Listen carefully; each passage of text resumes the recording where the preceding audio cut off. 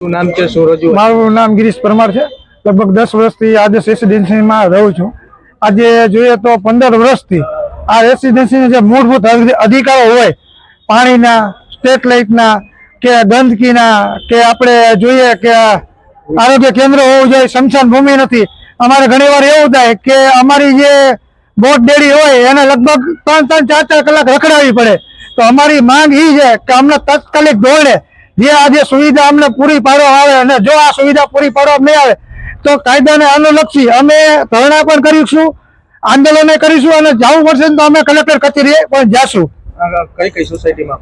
આનંદ, વિહાર, ખોડલ અને આદર્શ અને અવધ, આ 5 રેસિડેન્સી, અને ભયંકર આની અંદર લગભગ આસપાસ 6 થી 7 હજાર લોકો વસવાટ કરે છે। કેટલા લોકો રજૂઆત આવી? આજે રજૂઆતમાં લગભગ 2000 ની આસપાસ લોકો આવ્યા હતા, અને સાઇન વાળા અમે જે કલેક્ટરને આવેદન આપ્યું એમાં સાઇન પણ છે લોકોની, જે વસવાટ કરે ને એ લોકોની સાઇન પણ છે એમાં।